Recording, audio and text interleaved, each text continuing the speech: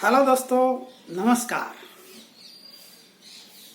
वाचस्पतीय उवाच ज्योतिषीय चैनल में आपका सरहस स्वागत है। और आपको सबको मैं बधाई भी देता हूँ जन्माष्टमी और नंदोत्सव के, कृष्ण के हैप्पी बर्थडे के लिए।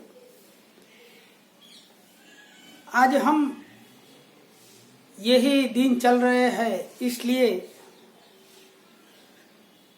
हमको ये दो महापुरुष श्री राम और कृष्ण, जो हमारे शास्त्रों में अभी के जमाने में बर्थ डेट तो नहीं मिल सकती है, लेकिन उसके ग्रह योग और लग्न सहित पत्रिकाएं सब लिखी पड़ी है। तो इस अष्टक वर्ग में बर्थ डाटा की जरूरत बहुत ज्यादा नहीं रहती है। पत्रिका में ग्रहों की परिस्थिति अनुसार ये अष्टक वर्ग निकलता है, और ये अष्टक वर्ग में ये दोनों महानुभाव या भगवान के अवतारी पुरुष थे, जो विष्णु के अवतार माने गए हैं हमारे वैदिक हिंदू शास्त्रों में। श्री राम, जो कि Ram is a Maryada Purushottama and Krishna is a Leeladhar पुरुषोत्तम। इसकी कुंडली अष्टक वर्ग से देखेंगे, और अष्टक वर्ग के जो नियम है वो इस पत्रिकाओं में लगते हैं या नहीं लगते हैं, इसका ज्ञान हम अर्जित करेंगे। क्योंकि कोई भी चीज हो, इसके सामने स्टैंडर्ड सैंपल या रूल्स, थंब रूल बनाए गए हैं, तो इसमें सटीक से ये युग में लागू होते हैं या नहीं, और बाद में हमको ज्ञान अर्जित होता है कि ये नई नियम हम जो अप्लाई करते हैं आज के जमाने में, वही पर भी राम और कृष्ण की पत्रिका में बैठते हैं। वो मैंने देखा, और देख के आपको मैंने जो रिसर्च किया है वो आपको यथावत यहाँ हम चर्चा करेंगे। वैसे श्री राम और श्री कृष्ण दोनों अवतारी पुरुष थे, विष्णु भगवान के अवतार थे, और सृष्टि संचालक विराट पुरुष की जो दो आंखें हैं सूर्य और चंद्रमा के समान, वो मानव सभ्यता को, संपूर्ण मानव सभ्यता को प्रेरणा देने वाले अवतारी पुरुष थे। तो इनकी पत्रिकाएं ये कर्क लग्न की है, श्री राम जी की, और इसमें चंद्र गुरु का हंस योग और गज केसरी योग हुआ है। तो दोनों ग्रह स्वगृही और उच्च के हो गए। शनि तुला राशि में बैठा है, वो उच्च का है। सामने सूर्य भी उच्च का है, मंगल भी उच्च का है, शुक्र भी मीन राशि के साथ केतु में बैठा है, और राहु थर्ड हाउस में है, जो कि बुध 11th हाउस में है। वैसे ये राम जी की पत्रिका में ये अवतारी पुरुष थे, तो इसलिए इनके सब ग्रह स्वगृही है या तो उच्च के है। वो ग्रह भी विराट पुरुष का आदेश का पालन करते हैं। और भागवत कथा में तो लिखा है कि भगवान ने जन्म लेने से पहले सब ग्रहों को आदेश दिया था, और प्रकृति को भी कहा था कि मैं मृत्युलोक में अवतार लेने जा रहा हूँ, इसलिए सब लोग आप अपनी अच्छी पोजीशन में हो जाइए। तो ये इसकी बात अलग है।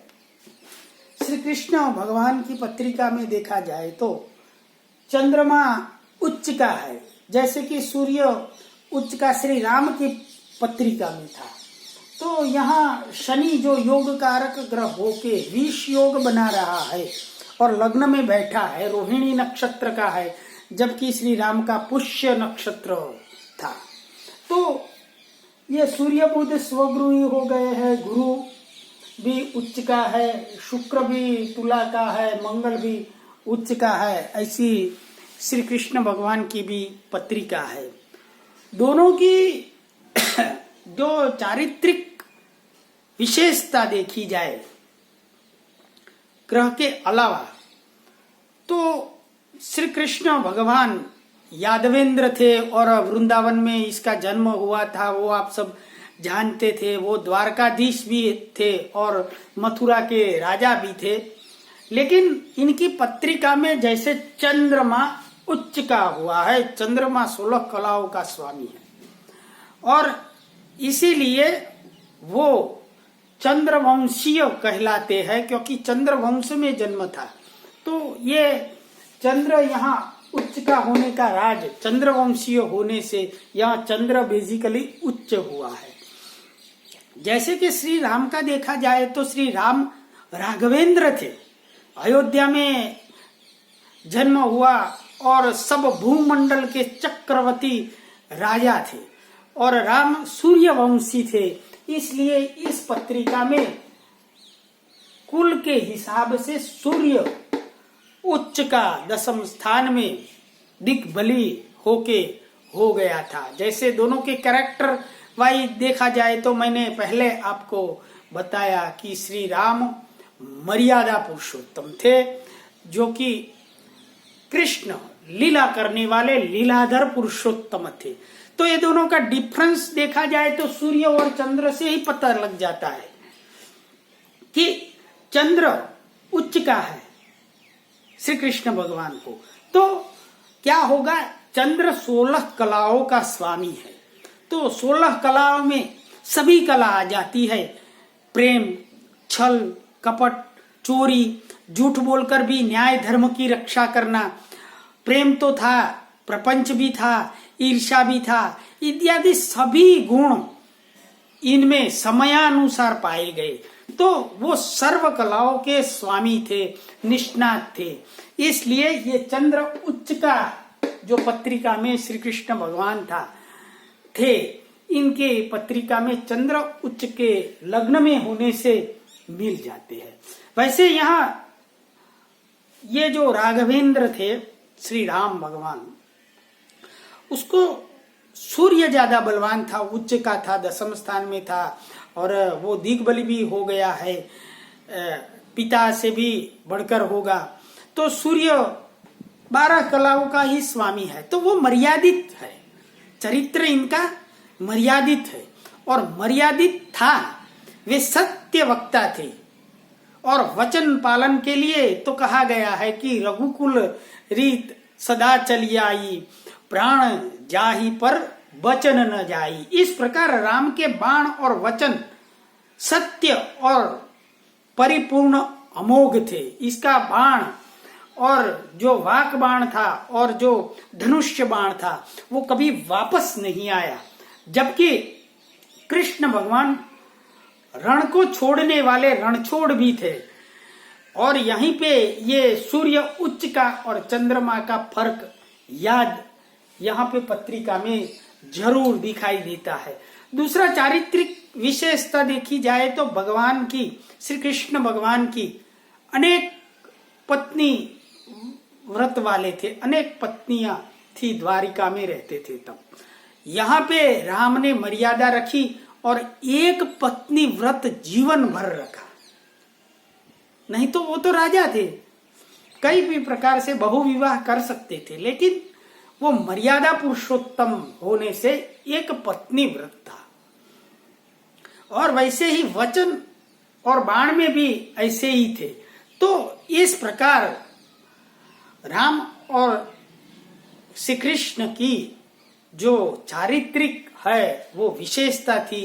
इसका राज ये था कि यहाँ चंद्र और शनि छल कपट, और यहाँ चंद्र और गुरु मर्यादा धार्मिक अनुसार होगा व्यक्ति।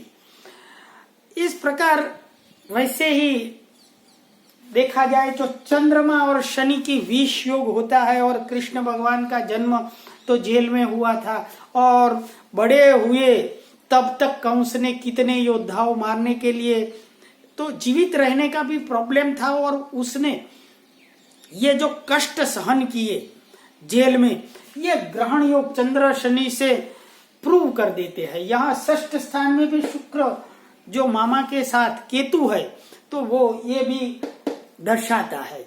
यहाँ देखा जाए तो राहु जो था भगवान श्री कृष्ण को, वो 12वें स्थान में था, जबकि यहाँ राहु योग का रखता है। ये भी हम समझ सकते हैं।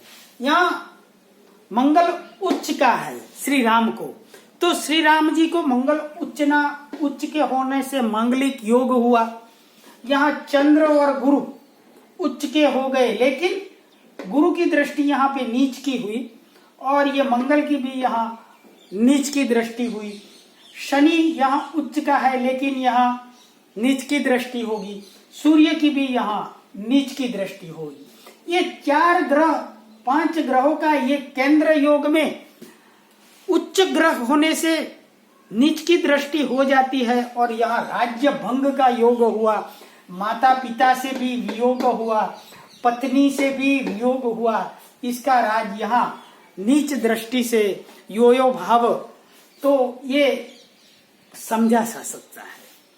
संतान के बारे में देखा जाए तो मंगल ये उच्च का महीने कर्क राशि में कई लोगों को देखा है, दूसरे ग्रह नहीं होते हैं, लेकिन मैं डैम श्योर कह सकता हूं कि जब कर्क लग्न में मंगल उच्च का होता है तो मांगलिक कुंडली तो बनती है, लेकिन इसके संतान इससे भी ज्यादा पराक्रमी और प्रसिद्धि पाने वाले होते हैं, क्योंकि ये मंगल उच्च का हुआ, लेकिन यहाँ पंचमे होने से इससे बढ़िया इसके संतान प्रसिद्धि करने वाले फेम नेम होते हैं। और यहाँ पे आपको मालूम हो जाएगा कि श्री राम के जो पुत्र थे लव और कुश, राम के सेना को भी हराने वाले ऐसे पराक्रमी थे, जब तक कि रावण भी नहीं हरा सका था।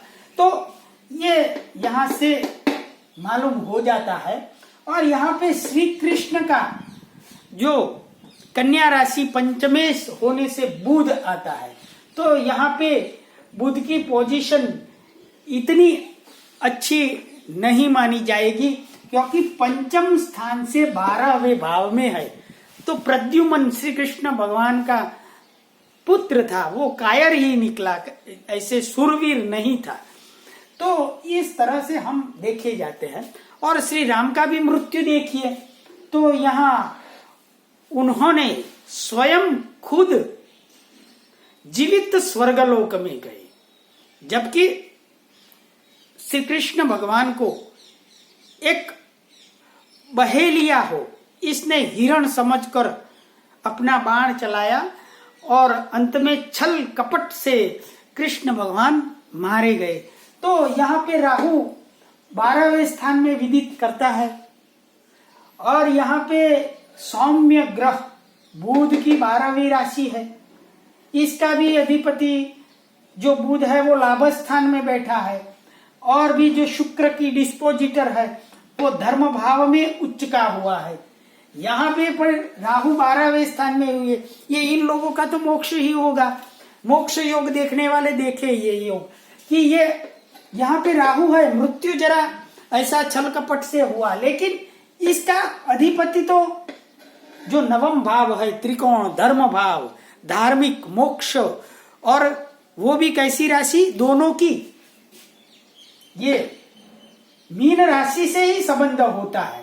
तो यहाँ पे देखिए तो बुध का अधिपति शुक्र यहाँ धर्म स्थान त्रिकोण भाव में धार्मिक स्वर्गलोक हुआ। तो ये राम की पत्रिका में दिखाता है। जबकि यहाँ पे राहु है और इसका अधिपति मंगल है, वो उच्च का धनुर भाव में धर्म भाव में है, लेकिन मंगल होने से शस्त्र चला। तो इस प्रकार से हम ये दोनों की पत्रिका का चारित्रिक विशेषण देख सकते हैं। लेकिन आज का टॉपिक अष्टक वर्ग से है, तो अष्टक वर्ग में देखे जाए तो हमने जो आगे चर्चा की, इसमें थंब रूल आता है कि दशम स्थान 11th जो एकादश भाव है, इसमें ज्यादा बिंदु होने चाहिए, दशम स्थान से भी ज्यादा एकादश भाव में होना चाहिए, लग्न में भी बिंदु ज्यादा होना चाहिए। बाद में ये तीनों भावों से कम बिंदु द्वादश भाव में होना चाहिए। बाद में दूसरे जो केंद्र त्रिकोण भाव है इसमें ज्यादा बिंदु होने चाहिए। 6, 8, 12 भाव में ज्यादा बिंदु नहीं होने चाहिए। ये दोनों अष्टक वर्ग के थंब रूल है। जैसे कि दूसरा स्थान, लग्न स्थान, दशम स्थान, एकादश भाव, ये सब भाव में ज्यादा बिंदु होने चाहिए चतुर्थ भाव में। और 6, 8, 12 में जो त्रिक भाव है इसमें कम बिंदु होने चाहिए। तो ये रूल्स हमको चेक करना है। तो वैसे अष्टक वर्ग से हम दोनों पत्रिकाओं लेते हैं। वैसे अष्टक वर्ग से भिन्नाष्टक वर्ग में भी पत्रिका देखी जाती है कि सूर्य हो, चंद्र हो, मंगल हो, बुध हो, गुरु, वो कितने बिंदु के साथ वो भाव में स्थित है वो बड़ा मायना रखता है। और बाद में ज्यादा बिंदु वाले भाव में होना चाहिए। ये दोनों प्रक्रिया या शर्त पूरी होनी चाहिए। और ये शर्त में देखा जाए तो राम की पत्रिका में सूर्य उच्च का है, वो तो किसी को भी हो सकता है, लेकिन ये 6 बिंदु के साथ था, 4 से ज्यादा हो गया। तो इसलिए प्रतापी पिता मिला, जैसे कि दशरथ राजा ने इंद्र को भी हरा दिया था।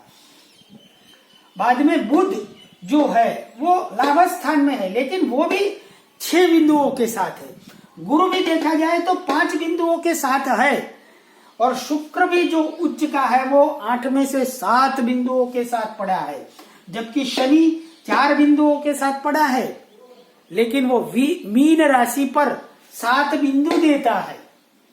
ये दोनों महानुभावों को शनि है, वो मीन राशि जो मोक्ष राशि है इसको 7 बिंदु देती है। वो मैंने इसकी पत्रिका निकाली है, सब पत्रिका मैंने वो राम और कृष्ण की ये निकाल के मैंने रिसर्च किया और बाद में आपको मैंने जो किया वो आपको ज्ञान हेतु मैं देता हूँ। तो ये शनि भी 5 बिंदुओं का है और मीन राशि को 7 बिंदु देता है, जब कृष्ण का गुरु है वो 4 बिंदु में स्थित है, लेकिन सिंह और कन्या को 6 बिंदु दे रहा है। जबकि चंद्रमा जो चंद्र बलवान है और वो भी लग्न में 5 बिंदुओं के साथ पड़ा है, लेकिन तुला और कुंभ राशि जो षष्ठ स्थान और दशम स्थान की राशियों को 7 बिंदु देता है। तो बुध भी यहाँ पे 6 बिंदुओं के साथ पड़ा है और धनु की जो राशि है इसको 7 बिंदु देता है।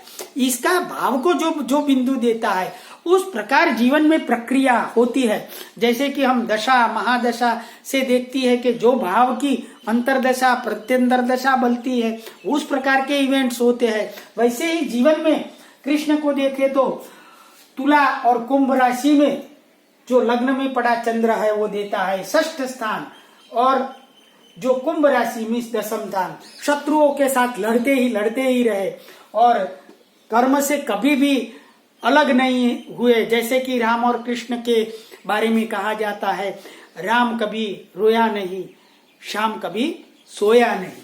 तो ये बिंदुओं की जो प्रदात शक्ति है, दोनों का मोक्ष हुआ, शनि इसके लिए जवाबदार माना जाएगा। दोनों को मोक्ष राशि जो मीन है इसमें 7 बिंदु दिया है।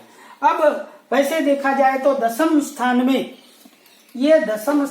29 बिंदु है, लेकिन यहाँ पे लाभ स्थान में 37 है, तो ज्यादा बिंदु हुए। लेकिन यहाँ पे 12th हाउस में कम से कम बिंदु होने चाहिए, तो यहाँ पे है। यहाँ भी 29 बिंदु है, दशम स्थान के पैरेलल है।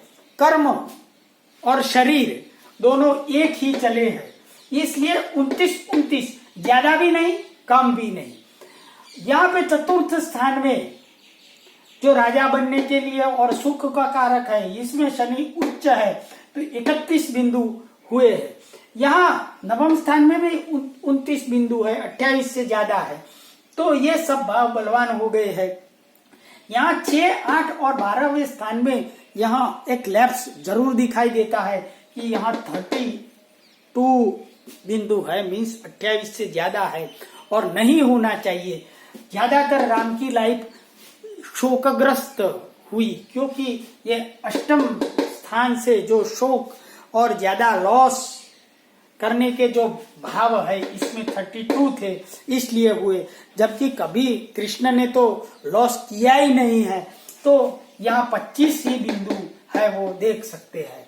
यहाँ कृष्ण से ज्यादा 32 षष्ठ भाव में है, तो कृष्ण लड़ते ही रहे और पर्दे के पीछे भी शत्रुओं को, पांडवों का सहारा लेकर सबको मारते ही रहे और पृथ्वी पर से कल्याण किया। इस प्रकार सब यहाँ देखा जाए तो राम की और कृष्ण की चारित्रिक विशेषता है।